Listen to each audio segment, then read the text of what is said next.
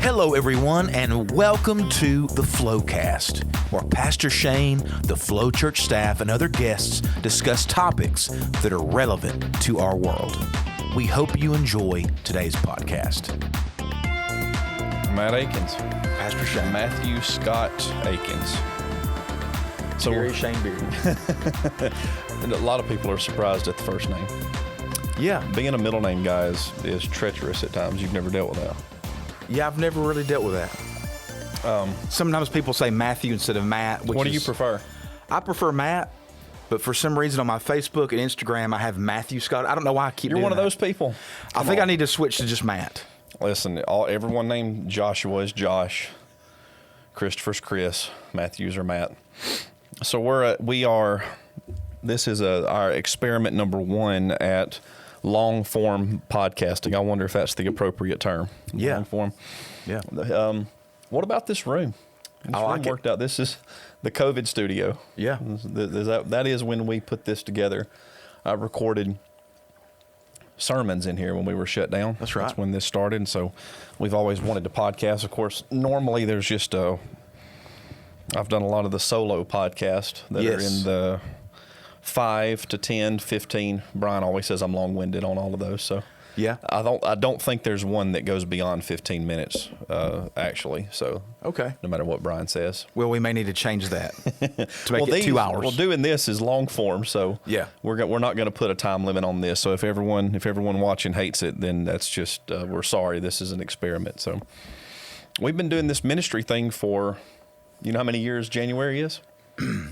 15? 14. 14, okay. 14. Of course, Alicia always has that weird thing of, is year 0, like I say, we do it like they do birthdays. Yeah. Like you live a year and then you're 1 year old. Wow. So we started January 7th, 2007. So this will be 2021. So okay. That'll be now that's counting, that's just Flow Church in Asheville. That's just Flow Church in Asheville. That's not counting the How previous. long have we been? So let's go back. So 2007, 2003 yeah, is when I started youth pastoring, and that is amazing. You were my worship leader. Yeah. Then. That's right. Okay, I have a story. I haven't told you this one. So I'm in the gym the other day. Oh goodness, the girls, young lady at this point. I say girl. She was a girl back when we were in youth ministry. So a young lady who actually was working at the gym, 20s maybe. Okay. She walks up and says, are you Pastor Shane that was in youth ministry? I said, yeah. And of course I couldn't recall her name. I'm terrible. Everybody's going to have to forgive me on that. I'm terrible with names and faces. But she says, I got saved. She remembered everybody, remembered you. Everybody always remembers you. You're hard to forget. I had the big hair. Do what? I had the really big hair. It was more than the hair. It was you were wild. My personality. Yeah, the personality. Anyway, she remembered everybody, and she said, I got saved in one of your youth services, and now she's training to be a missionary. That is How amazing. cool is that? That's right? incredible. Yeah, and I needed a day like that. I needed a moment like that. That made me feel good. And so, that is fantastic. Yeah, she remembered everybody. So yeah, those days. There is some video footage of those days out there. You and I don't like to bring it out a lot because it shows us in the how much we've grown and how much. Yes. Yeah.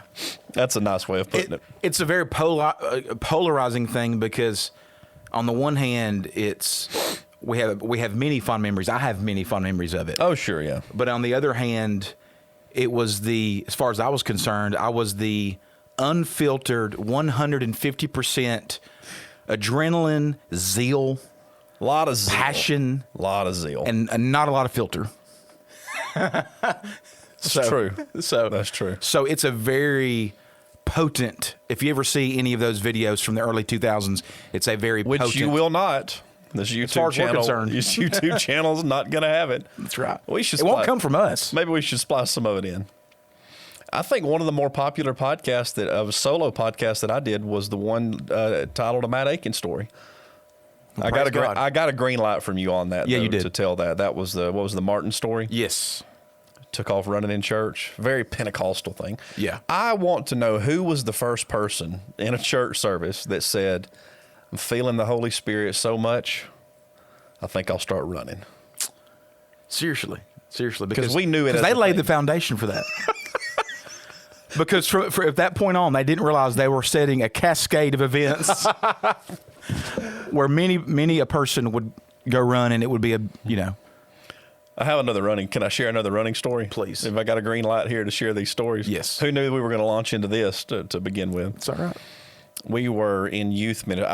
Actually, hang on. This might even be before we were serving in like a leadership type role. This may have been just right after the major conversion story. Yeah.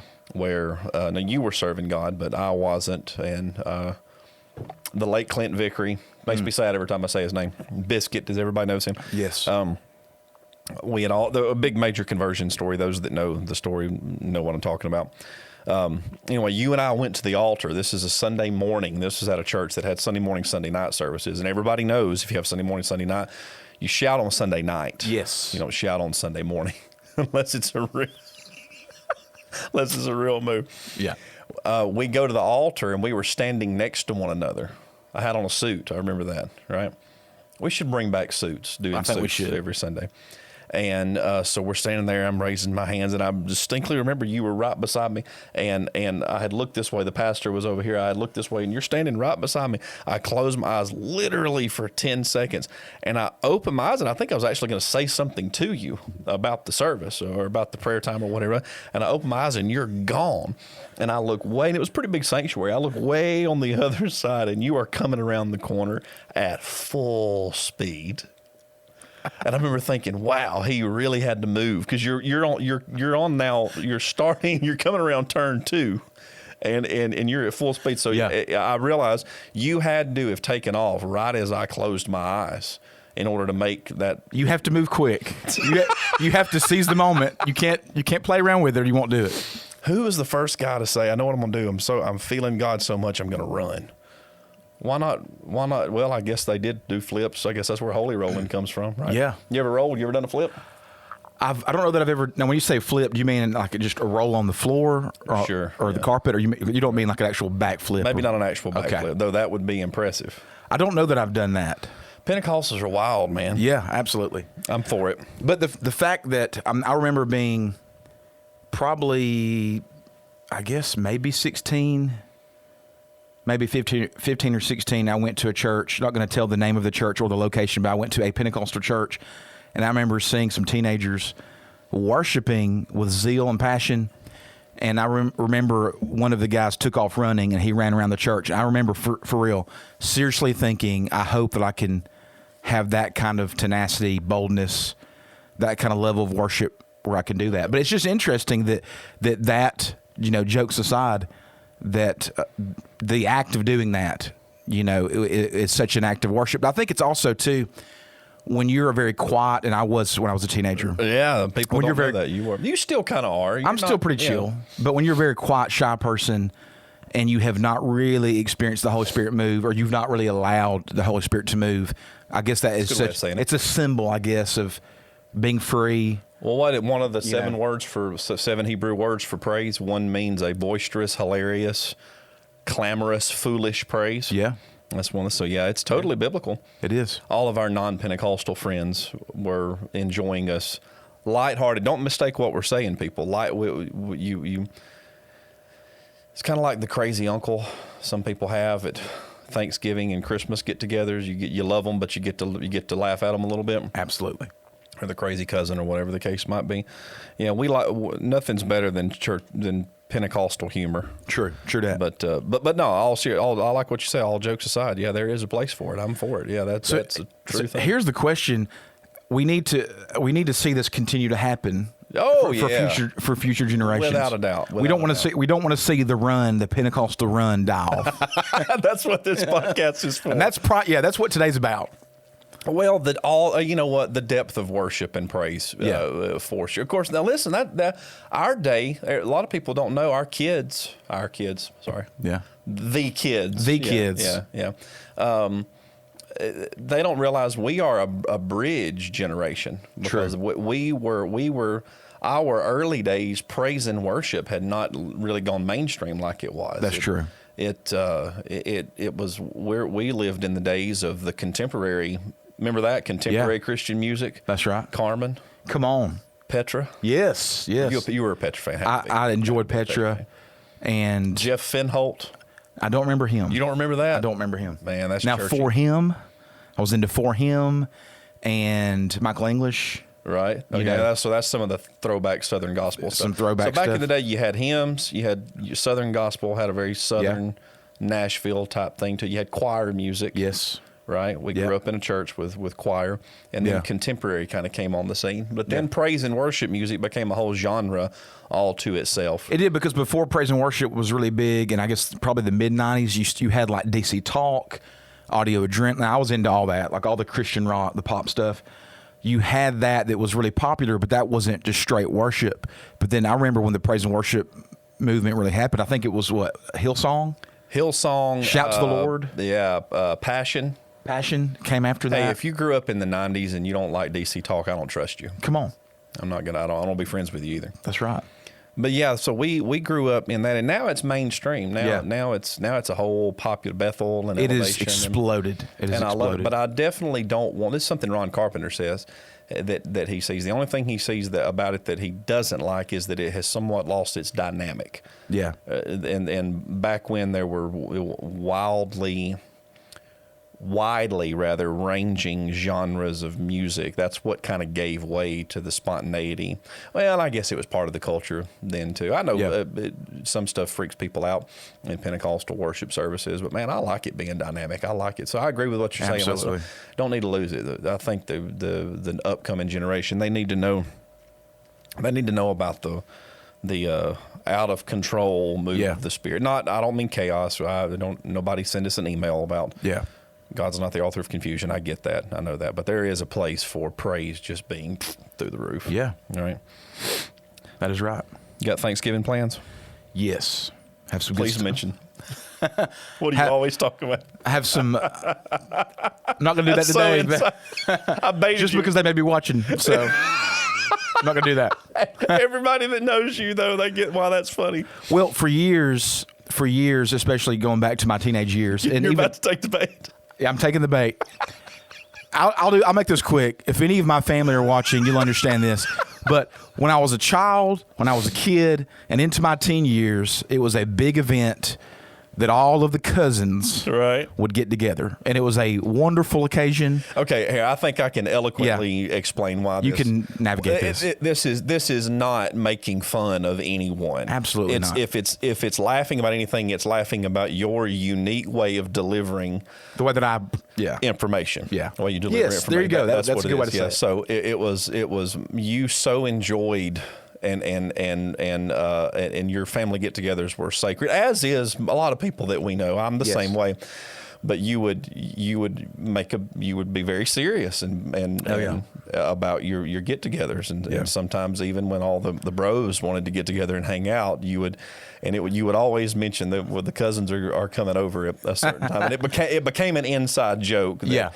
Starting around Halloween, and then for the next 2 months, anytime your schedule would not allow for my very important schedule. I'm tied up. Schedule. Yeah, I'm tied up. The cousins are coming over, and so it became a thing. So any of Matt's cousins that are watching this, that's not a dig on any of you. You're all, but we learned the names of some of your cousins. Yes, we did. And I think I've met some of your cousins just a couple times, but I've heard about the cousins, and that is pretty funny. That's just what you would say. Yeah. And it became something that we would. You've said some funny lines. I have. Hardly any of them can we say in these microphones. That's right. At least right now. We may later on loosen up and let some things fly. If but this goes, we'll say some things. Yeah. So 14 years doing Flow Church, and I guess how many would we say all the way 2003? Yeah. So what's that? That's 18 years. Yeah. Doing ministry. That is amazing. Very amazing. Remember the first time you led worship?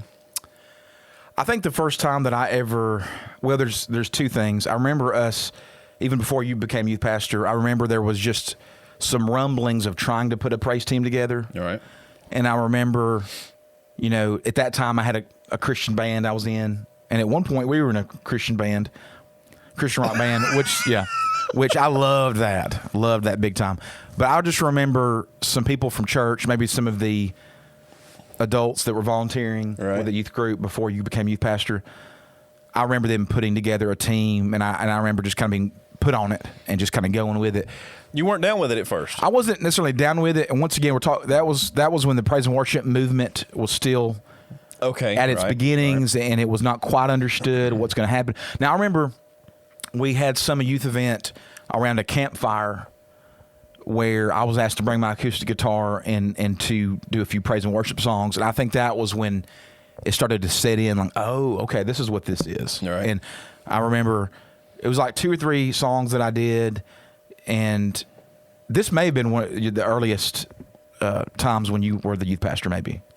But anyway, I just remember that, and I remember everybody was worshiping, and there was a very warm moment. There was a unity, and I remember like just a feeling kind of setting in. Oh, this is good. This is what I should be doing. So that may be an early story.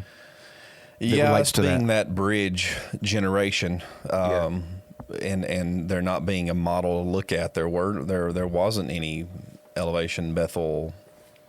That's true. All that out there was just kind of coming on the scene. So being a Christian band had been previously the thing to do, and that's what you wanted to do. Just wanted to rock. But but I remember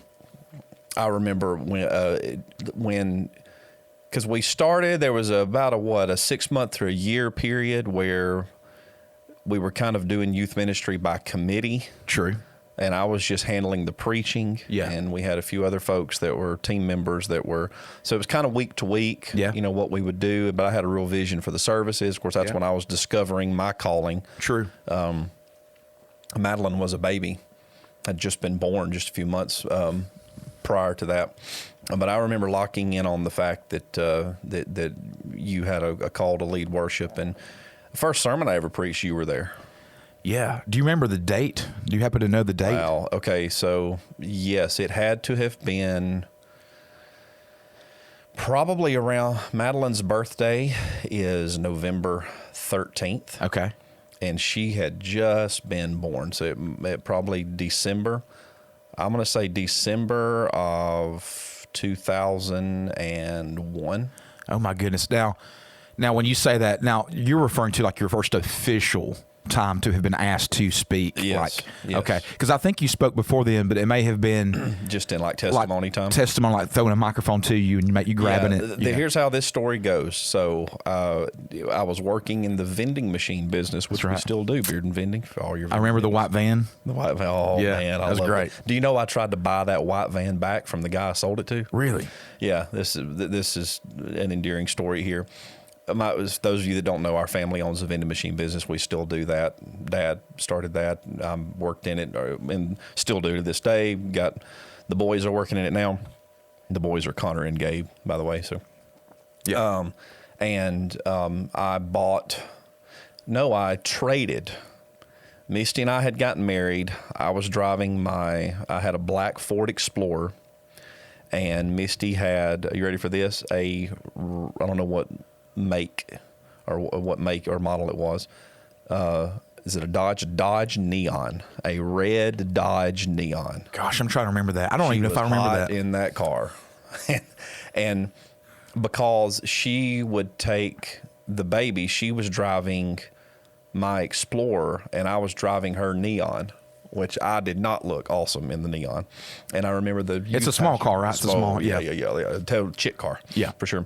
And I remember our youth pastor, who I talked to not long ago, by the way. How fantastic. Shane Heyman. Everything going good there? Yeah. Oh, yeah, it was great. It was fantastic. He almost bought a car from me. A long story, but that's funny. He reached out, realized it was me, and of course we met somewhere. It's freezing cold, and we sat there and talked for a long time. He said he said he was proud of us, and that is awesome. We still hold him in real high regard. And he had previously done construction work, and so he had a van, and it had rims. It was a standard white work van, just like what you would see construction workers use, but it had rims on it. Yeah. And that was cool. And he just did me a solid. We straight up traded Misty's Dodge Neon that I was driving for me to have that work van, and I used it. And that was the first vehicle we ever bought in the vending machine business. And so as the story would go, I would ride around working vending machines. That's the job that I had when I first got married. And my mother, God bless her heart, bought me the Bible on CD. Yes. And this was when I was seeking to get licensure. And one of the things you had to be able to say on that was that you'd read the Bible from cover to cover. And I figured I had, but I wanted to be certain. So I thought, well, okay, I'll just, I'll get this in while, because a lot of driving, and I'll listen to the Bible from cover to cover and make sure that I've done that. And so I would do that. And that sounds, to some people, that sounds mundane. But that became that was really when God was teaching me about spending time with Him and meditation and prayer and being in the presence. And so I roll up, it's a Wednesday afternoon, and I roll up, and I had passed the church, and I saw the youth pastor in the parking lot. And I just darted in there, and I'd been listening to the Bible on CD, had been praying, and I just rolled down the window, and just like the zeal, like we talked about zeal of a young person, I just began to explode all this revelation that God was giving me. That's great. Onto him. And I'll never forget, he looked at me and he says, "Sounds like you need to preach tonight. How about it?" And I go, "Okay, sure, fine." So I remember I finished my day up, and I went home, and I prayed. I called you. I said, "Hey, I'm preaching." I got a little nervous then. At first, I wasn't nervous, but I got a little nervous. I thought, okay, I'm going to preach in a youth service. And we had a strong youth group. Yeah. I don't know what number it was, but it was, it's significant. Yeah. And I remember calling you, and you prayed all day long. I remember your mom telling me later you went, and some people have a metaphorical prayer closet. You had. Do you still do that? Do you still pray in the closet? You pray here. I do to an extent, not to the extent that I did then, because like you said, I pray here in the sanctuary, I walk around the sanctuary in the car. Right. I think the car's probably become the new. That's the hot spot. Yeah. You would get in the closet. Yeah. I remember your mom telling me you spent a long time in there. That's when our friendship really started to forge. And and then that was my first sermon.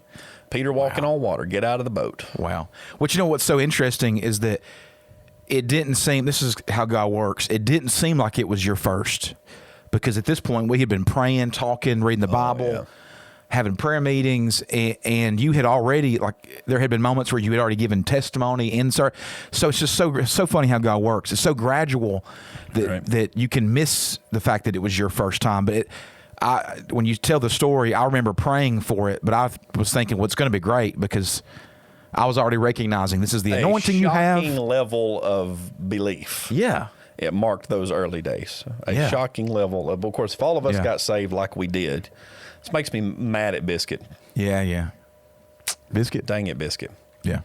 Anyway, because he was part of those all night prayer meetings. Yeah, absolutely. And that stuff. He was integral to those. So a huge level of belief for sure. Yeah. And that's marked the ministry to this very day. Yeah. The brotherhood, we weren't necessarily talking about being in ministry, that wasn't the talk. It was just a pure, just happened, didn't it? Just a pure fire for God. Yeah. I have, and this is why I'm so hard on. There may be people watching this that have done this, but when and you've had this, your worship leaders come to you, pastors will come to make couples that want to launch into ministry. They'll come meet with me and Misty, and sometimes I'm hard on her. I kind of really because we were just, and I want to be careful, I don't want to sound like we're being high and mighty or cynical or anything, but it did just happen. It was thrust upon us, really. Yeah. The will of God just sort of overtook us and shoved us into it, more or less. It didn't start with a need or a desire to even be in ministry. Exactly. You didn't ask to lead worship the first time you did. I didn't ask to preach. It just came and happened. We were asked to do it. Yeah. And so sometimes when young ministers will come and want advice, and they have that desire to want to, but sometimes I'm really hard on. I'll question. Yeah. Is ministry wanting you, or are you wanting it? There is a bit of a difference. Ooh, that's an old guy statement, isn't it? We sound a little old guyish on some of this. I have to be careful to not use the term "in my day." I'm trying to eliminate that from anything. You're not excited about getting older. I'm not. I'm not. Well, I'll take that back. Yes and no, but the reason why I say no is because a lot of the things, without getting too you can just say convoluted. I just don't want to. Well, the thing is that I can just say it. So many of the things that I feel called to, here comes the spin. Still demand a connectivity to relevance. So, but I would be perfectly happy with being, to a degree, with being the guy in a chair with a recording console, mixing and producing and recording the young dude with a guitar in the. I want you to go headlong into a full blown trying to be younger than you are. You need to grow your beard out first of all. Okay. Past Pastor Sean's. Yeah. You need to be wearing basically tights, skinny jeans. Leslie never likes this. Boat neck. Yes. T-shirt. Yes. Scoop neck, V-neck, way down. Okay. Leslie never likes any of this when I mentioned this idea for you, the whole wardrobe. Yeah. You need boots Real tight. up. Yeah. What are the other defining, like maybe some real like crazy Nikes or something, or? Yeah. Yeah, maybe some of that. Some of that. You could go the urban feel. Okay. I don't know if that's you, though. You need to do more of the weird shoes and skinny jeans and V-necks. And yeah, you need to get several piercings. Okay.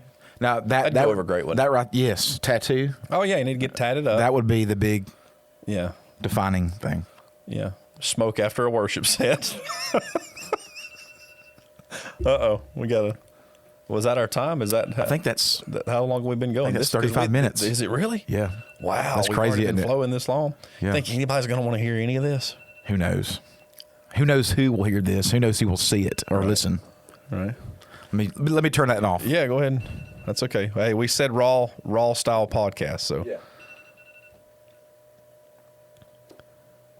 I don't know. Maybe young guys will enjoy some of these old guy stories. You don't like me calling it old guy stories. You're not going to want me to It's fine. into that. It's fine because I'm wanting to needle a little bit on this. No, it's fine. I'm a year older than you, though, so. Yeah, that's true. I will hit 40 next year. Well, the thing that makes me feel better, any like celebrities that I look up to, like the men, like your Brad Pitts and your Jeremy Renner. Now, Brad Pitt, at this point, he's an old guy. So people, but Jeremy Renner, a lot of the guys from the Marvel movies, these guys are in their.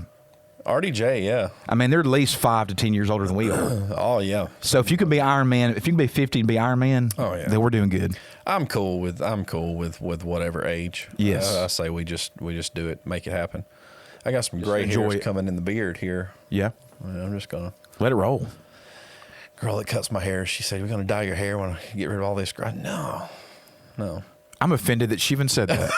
I am offended. I mean, look at the way I dress. I'm clearly hanging on to some youth trying to. When did I start dressing like a coach?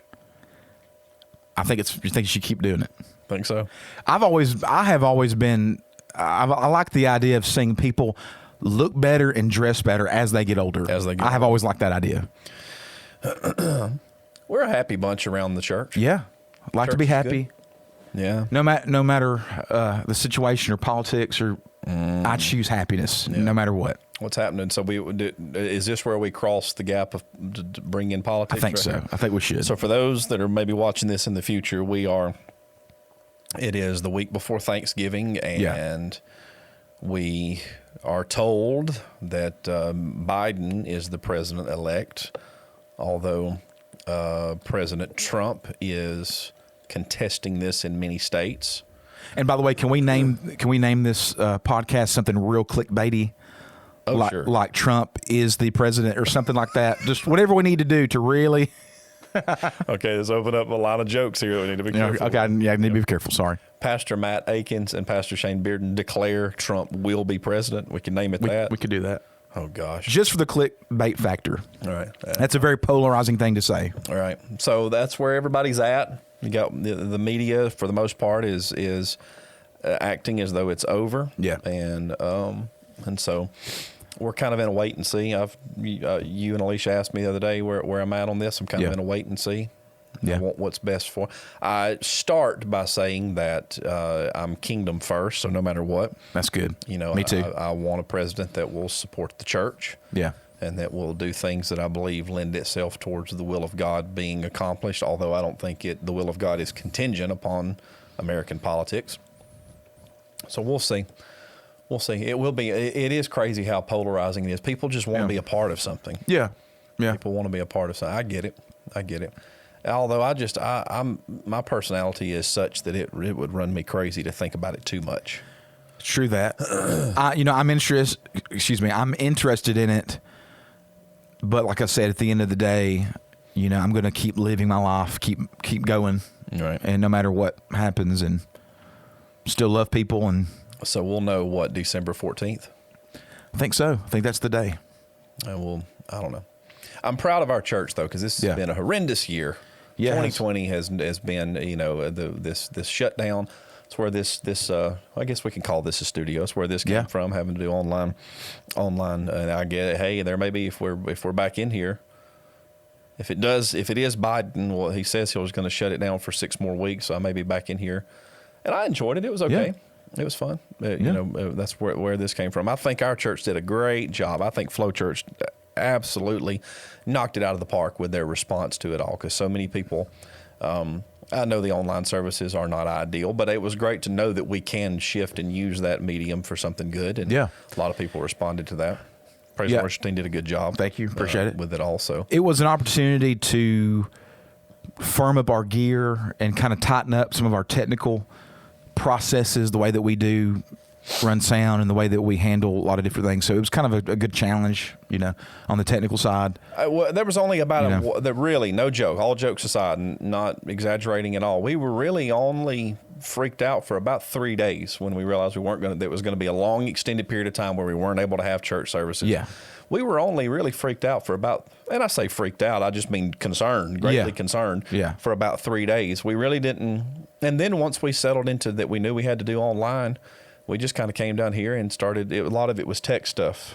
Yeah, we did. It was very day by day. Right. Kind of just see what's going on. All right.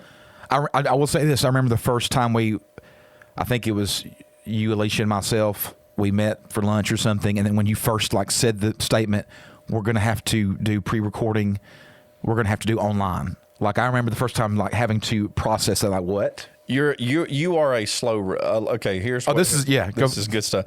Yeah. Alicia is an overreactor. Okay. And you are a slow reactor. Yes. So. My response is horrible. Good and bad. Yeah. Okay. Good. Well, that's good and bad. And let me not horrible. Yeah. I just know. You and I, we're not going to give each other gifts on birthdays and Christmas and things like that.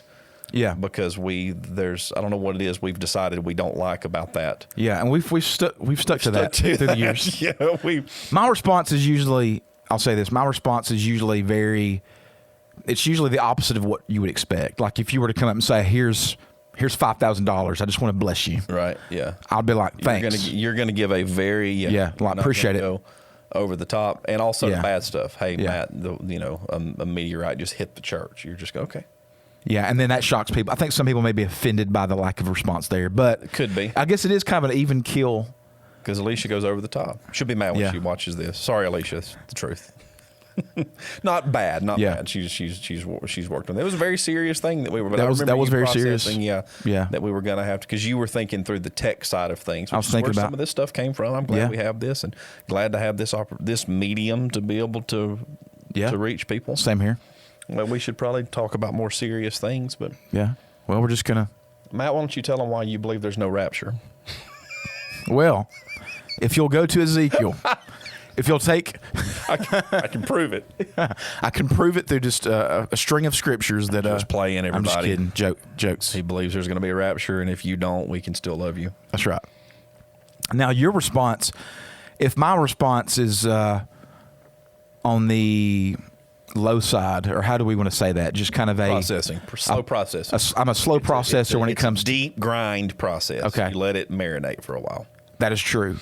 Now, if that's true for me, then what does that mean for your response? Now, you like surprises, right? Like you really value a good surprise. A good surprise is fantastic. Okay. Yes. So if Misty gets you something that she's really put some forethought into, like a Christmas present, then you're going to really like that. And we don't do gifts. We don't do birthday or Christmas. We do Disney season passes. Okay. That's cool. Yeah, that's how we, instead of spending any Mother's Day, Father's Day, birthdays, and Christmas, we don't buy each other anything. I think that's better, because to me, you could really, for us, you could run into some, like, how do you top if you're doing the whole gift thing. Well, we think gifts are great, and if it means something, but memories are better. And Preach. That's we like to go to Disney. I'm opening up the haterade's going to flow on this. People. There's an economical way to go. Come on, discover that. Yeah, and so that's what we do, and we're known to do the quick turnaround trip, the 24 or 48 hour trip. Well, I have a lot of friends and family that also love the Disney. Yeah. 1 second. Okay, this is the actual timer. Oh, that is? I was off by about 8 minutes. Okay, so that adds character to the to the podcast. But yeah, that's but to surprise, back to the original. Let's get off that because that'll draw the hate, not from real people. Matter. Yeah, hate's part of leadership, isn't it? Yeah. I told somebody you never know. That you got to learn how to take the pressure. That's going to be part of it. But yeah, good surprises. I like to really lean into the moment, and then bad stuff.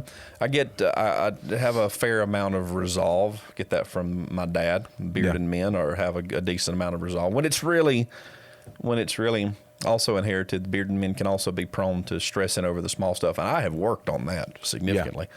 I've tried to work on that and try to be a little bit more chill. Having 3 kids. I can see that. Having 3 kids and having a church for 14 years has tempered much of that. Yeah. I don't think I freak out near. You're very practical. Like you're very lean on the, you can go to worst case scenario, and usually it's in the filter of practical. Was that correct? Would you think that's correct? I've had a lot of people say, what you do is you go to worst case scenario and really lean into it, really soak it up and go, okay. I remember a wise man when we were getting ready to plant this church, he said, okay, walk it all the way out. So you're going to quit your job as a youth pastor, and you're going to go here, and you're going to this. So what's the worst case scenario? You end up, he walked me all the way through it. I mean, he really got down to, you'll end up losing your house, and you'll have to, either move in with family, or you'll have to go get a small apartment somewhere, or a house trailer, and you'll have to just whatever you can afford. You'll have to get your family to help you, and then you'll take a job working third shift at a factory somewhere until you can.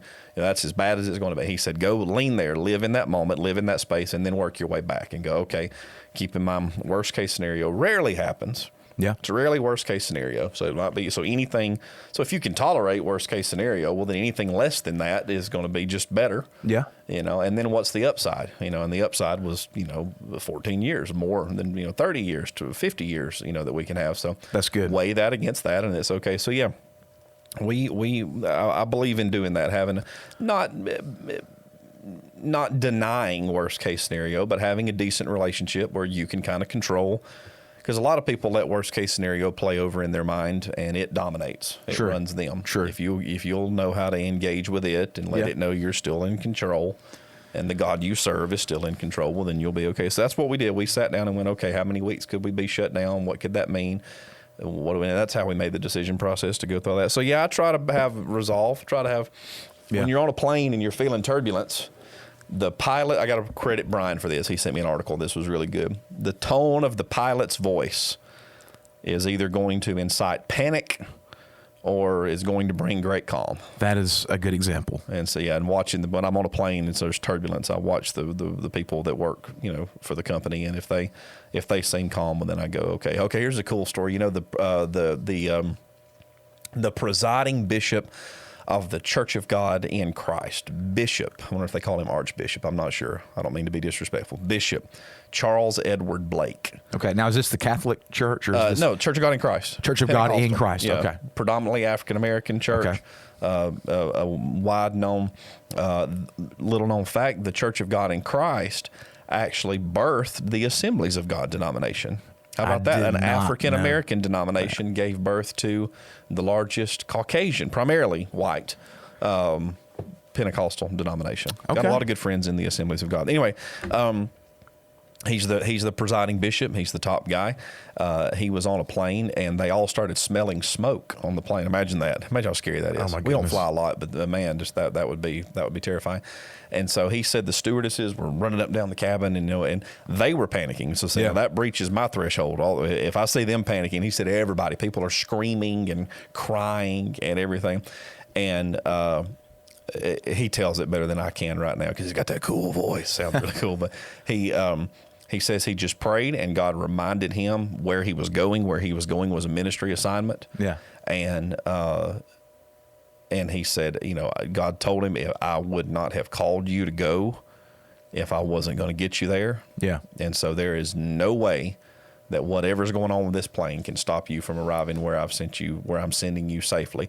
And he said he leaned back in his chair and actually went to sleep while the panic was going on. That is and awesome. A whole bunch of people saw it. They at first thought that he maybe have passed out or something, but a whole bunch of people on the plane realized that while literally everybody else on the plane was what a cool, this is incredible. What a boss moment. That is awesome. Leaned back in the seat and actually went to sleep while they were smelling smoke on the plane. That's faith, isn't it? Hallelujah. Well, Well, that's where did that come from? I don't know. Is that my love of the? It may have come from some of your stuff. It may come from some of your love Where for the. Secretly, I know that I am an African American preacher down on the inside. Yeah, we need a B3. Yeah. That we hear you do that on Sundays. Well, that's hear you up and down the hallway. That's an Aikinsism for sure. Man, that is an amazing story. That just That's a boss move, isn't it? That is. You'd have to see him too. It fits him. Oh, that is good. His voice is real like this. He said, when I heard God, I just leaned back, went sound to sleep. Of course, they're shouting while he's telling it, Man, I love that. He said, everybody around was wondering, what's wrong with this man? He said, they didn't know. I just had faith. And they go, I love that. That is so good. And they all go wild. Yeah. But there's something, that's just a God thing to have that kind of resolve. It's a great story, but that'll make you run. That will make you take laps. You hear a story, that'll make you run. Yes. Yeah.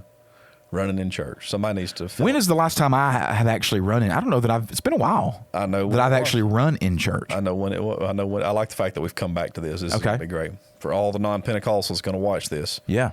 Don't knock it till you tried it. That's right. It was a service. It may have been this year. Was it this year? If it wasn't this year, it was last year. Spirit was moving in a service, 9:00 service, maybe. I don't know. I shouldn't name which service. So here at Flow Church. Here at Flow Church, yes, in this building. Okay. And I remember I was up front with a bunch of people. We were all worshiping. The music was really getting heavy, and I had kind of paced away from my seat, which is common for me to do. I'd walked almost to the other side. And I remember the song was nearing the end of the chorus where I was thinking that the team might end the song. Okay. And in my mind, I was thinking, I don't want them to end the song. I want them to keep going because this has got some momentum to it. And I turned to find you. And a lot of people don't know we can almost communicate telepathically. That's true. Just doing ministry. Yeah. It's not telepathically. It's just knowing each other. Yeah. So I was going to give the signal, hey, keep going. And I look and you're not there. And gone. Not just not there in your spot, but not on the platform anywhere. And so, so I turn and look, and you're all the way by the connection center at the front door with guitar on the side. Really? Yes, that's true. Yeah, there will many people that will hear this will know the moment I'm talking about. Yeah, you bolted from platform and made it all the way down an aisle and almost to the front door. Okay, fantastic. The fact that I don't remember this stuff says it's lot. Very telling. At least you didn't run out the door and go to Martin's. That's true. You wouldn't. Yeah. You don't work at Martin's anymore. I don't work at Martin's anymore, but however, Martin's is a great establishment, and they continue to carry on a great tradition of quality products and clothing. There's a Martin's plug for nothing. Yeah, they're not even sponsoring. Are they still in Rainbow City, or are they moving? They're opening up a new store in Gadsden, too. Okay, fantastic. The machines there. Great. What was your favorite job in the early days? You worked. Hang on, let me see if I can remember all of them. Okay. You worked at Food World. That is true. First job, Food World. Actually, my first job was working at Jack's. That was my very first job at the age of 17. Wow. In the summer of, 99 maybe. In the summer of 99. Yeah, that was a great experience. So Jack's, then Food World, then Martin's. Then the job you got me, which was Belk. If you remember that. Belk. You got me that job at Belk. They've closed Belk down. It's not in the mall anymore in Gadsden, wow. Alabama. Belk, then Martin's, or the hospital? Then Martin's. Then Martin's. Yeah. God dealt with you a lot when you were at Martin's. That's right. Fold the clothes. Remember that? Fold the clothes. Yeah. And, you would come to youth services in your red Martin shirt. Khaki pants. Khaki. Oh yeah. Probably New Balance tennis shoes. New Balance tennis shoes. I think that same style of New Balance tennis shoes is still a staple for New Balance. Yeah, it's that gray. Extra wide. Yeah, double wide. Double wide. Double wide shoes. Double wide feet. And you would, and the big hair. The big hair. Yeah. Big hair and the goatee. Yeah. Goatee. Yeah, the goatee was a hot thing back then. It was a big deal back then in the early 2000s. It was magnificent. Yeah, I think you need to bring the big hair back. I need to. Right. Is it time to do mustache? Do mustache? That I see a lot of mustache. Yeah. I don't think I can. We may need to do that. You need to. I'm telling you, you're a worship leader. You need to go all in on all of this. Just full on, big mustache. Tom Selleck. Okay. Tom Selleck. Tom Selleck. Is that? Yeah. Yeah. Tom Selleck. Big. Burlesome. Is that a word? Is burlesome a word? I've never heard it, but now I would not want to do the one where you curl the sides. No, not you're not from 1918. Not a Western. Yeah, not mustache wax. Like one of those boxers from the early days. You know. That it? Yeah, you wouldn't want to do. Oh yeah, the box. Yeah, this guy. That guy. Yeah, I would not want to do that. British waxed mustache. No, you need billowing 1984. Driving Tom a Corvette. Selleck. Yes. You need a Caterpillar on your upper Magnum lip. PI. Magnum PI. Yeah, big mustache. Yeah. I'm one to make fun of someone about big hair. Hey, let it roll. I say let it roll. I'm one to talk. It goes out of control sometimes. Well. Got a new blow dryer. Well, I guess this is about as much time as we need to put into this. Okay. I think so. So maybe the next podcast will be fully devoted to politics. Right. And theological slippery slopes. Yes. The rapture. I don't even want to say anything else. This will bring so much. Yeah. Once saved, always saved. Yes. How that's not true. How you backsliding. We'll name it backsliding is inevitable. Yeah. I'm sorry. I shouldn't even said that. Yeah, we shouldn't even bring. Yeah, never mind. Yeah. No, we don't want to mention any of that. Yeah. No, we'll do some Q&A. If people have questions they want to send in, they can do that. We need to put that out there and see. And we'll just whatever. This is just another medium to be able to see what's up. Okay. Fantastic. Well, hey, thank you for leading worship at Flow Church. You are loved by this congregation. Thank you. Well, I love the congregation. Yeah, I appreciate the opportunity. Tell you what, there's a lot of worship leaders that are in love with the spotlight and just their own talent. And man, you bring a genuine thing to it, and that's what's helped make this ministry Praise what God. It has been. So well, thank you. Thank you, sir. All right, that's a wrap.